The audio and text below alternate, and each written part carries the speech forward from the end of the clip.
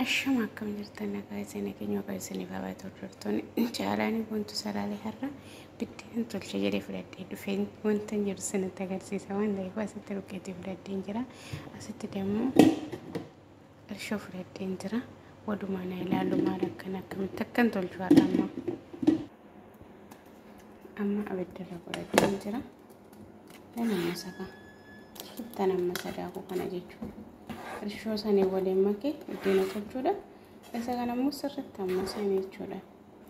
Anna mi'aan har'a biddeen tolchee ilaalaa kanani yeroo hunda viidiyoo ijoolleen ilaalaa biddeen akkaataa isaan tolchanii nyaatan anis mee maafan hin tolchine maafan ilaalle kanan jedhu ka'een jira waan ta'eef haaluma salphaadhaan akkaataan itti qopheesse isinitti agarsiisa isiniin jedhan dura irshoo Ingada jechuudha guyyaa lamaan dura baxafatee taanaan sun jedhe baxafatee taanaan jedhe firiijii jechuudha firiijii as godhe amma garuu firiijiidhaa baaseen bishaan isaa baddaatti isaa xallalee jira ergan xallalee booda amma isa dhugatii kana ammoo amma seetanan isa irshoo sanitti gadi naqee bukeessa jechuudha ergan bukeessee booda ammoo kuffogaa jedhee biddeen tolcha haala itti tolchus immoo isinitti agarsiisa isiniin jira na walumaan tura yoo isinitti tole laayik gochuun daawwatanaa viidiyoo keessaniin jira warri namatti dhaabbatanii na jajjabeessitanis immoo galatoomaa isiniin jechuun jaaladha hundumaa keessaniin yoo hordoftoota koo warri maatii naaf hin taane maatii walii isaanii walaa jajjabeessinu isiniin jedha amma xumura viidiyoo yaadatti na waliin turaa isiniin jedha. Miha ilaalu ko sirriitti amma soo qabna ammasna viidiyoo adda addaati kan nuti ilaallu isiniin jedha viidiyoo ijoollee baay'ee jira ani amma viidiyoo nama tokkooti kanan ilaale viidiyoo sun anatti illee baay'ee waan natti tole abbaa viidiyoo sanillee boodarrallee isiniif dubbachuu hin danda'a mee dura nan hojjedhee ilaalaan hin jedhu viidiyoo namni tokko ashabootti godha namni tokko waan adda addaatti godha waan san keessatti hin jaalanne isa kana garuu baay'ee tokko natti tolee jira maaliif inni tokko kan ashaboollee hin qabu mallee hin qabu waan ta'eef iyyuu meeqoo isti anillee hojjedhee ilaala akkatti isheen amma hojjette jedhee taanaan hanqee waan ta'eef iyyuu walumaa na ilaalu nan amma sirriitti jechuudha. Akkuma argitan gaayaa amma sa'aatiin kana nan jiru waan ta'eef iyyuu taan dura dhugaa dubbachuuf jechuudha viidiyoo wayii ilaalee taan viidiyoo ijoollee wayii ilaalee hojjedheen namti gaddenya ta'e waliin hojjennutu hojjetee ture iyyuu shabootti godhan minaan jechuun dandeessu bakka dhugaa minaan na eenyudha waan ta'eef iyyuu namni waliin haa ilaalu har'a immoo akkaataa isaa isiniin jedha amma isaan jira sirriitti amma sun qaba walumaan ilaallaa isiniin jedha. Akkuma argitan amma see baafadheen jira sittis immoo liticha irshoon qaba isa kanatti immoo uffatiin qaba gangalchaa jechuudha biyya keenyatti gangalchaadha isa kanaan dhuqeetti san gangalchaa saniin jedha as keessattanan qulqulleeffadha jechuudha. Amma ka'anii daakuu keetti naqadhee jedhan irshoo jala saniin jedhee irshoo daakuu xiqqoo isheetti godhee taanaan maankaa tokko guddaa kan itti nyaatan kanatti naqee baxabbaxee taanaan dura firiijii godhe saniin jedheen jira amma immoo waliin bukeessinee ilaala yeroo bukeessee raawwadhamuun daqiiqaa amma inni kufe duttaan eeggadda kufi yeroo jedhan booda dammoo nan tolchee saniin jedha yoo isinitti tola viidiyoo kana laayiktaniitoo jechuudha warri ittan taanaan dura fayyadamne akkuma kana fayyadamaa isiniin jedha haala salphaadhaan waliin ilaalume nan bukeessaa.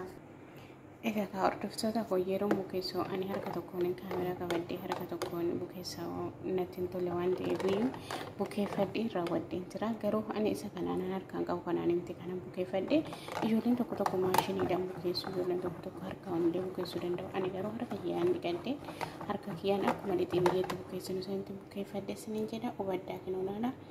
Xiifi jechuun hin dandeessan jechuudha garuu daakuu ammasanii bishaan ho'aadhaan miti kan qallatu daakuu waan ammaseef iyyuu bishaan qorraadhaan inni isiniin jedha lammata booda bishaan itti naquu hin jiru waan ta'eef iyyuu yeroo bukeessinu san bishaan itti dabalannee sirriitti qallifannaa jechuudha bishaan itti naqattee jiraanii amma xiqqoo ishee qallifachuun barbaada waan ta'eef iyyuu wadhaaka harrimee biddeen maal fakkaata tolchinee waliin ilaalaa isiniin jedha dhugaa waaqayyo Na amma kan qadaadadhee tanaan gaggullee hin godhatu. Gaggulii godhata maashina bukeessinaa jettan harka keessanii ni qoodu. Bukeessinee tolchinee guddannee araba dhufnee malee osoo homaan hojjetinii miti kan dhufne wanti kana. Kanaafuu maashiniin nu barbaachisu maashiniin nu barbaachisu harka keetiin shit godhitu bukeessisiin jedha. Qorri fayyadamuu barbaaddan inni nuti qallatee jira waan ta'eef bakka booda garuu bishaan itti naquu hin jiru. Amma qallifachuu barbaaddas warra qallifachuu barbaadan amma qallista. Na waliin tura booda walitti deemna xiqqoo shikkufaa jiru amma nan qadaadee ol ka'a.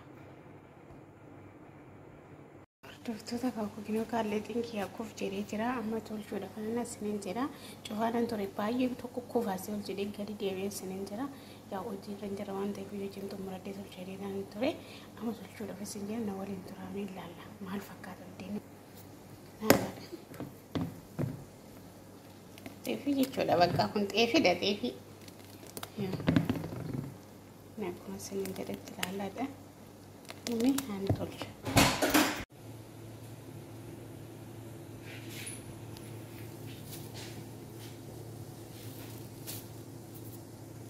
Ahun sirrii.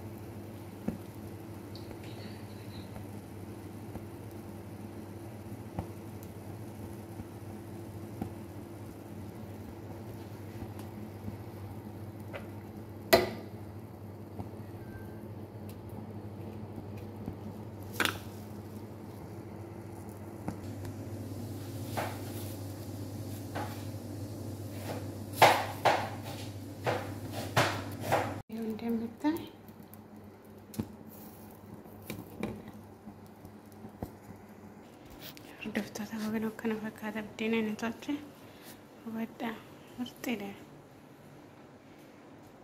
yaa ijeessa tolchuufanii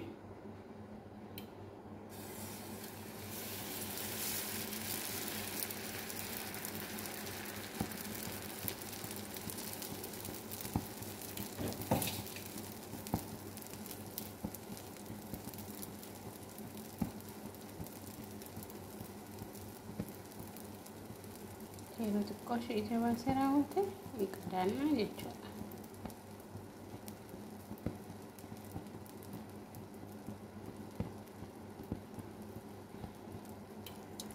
Qadaada bira disseetti ta'uu qadaadna yeroo bilchaate irraa baasna jechuudha. Buddeena tolchinee jechuudha bakka. Akkana fakkaata buddeena nuti tolchinee waliin ilaalle.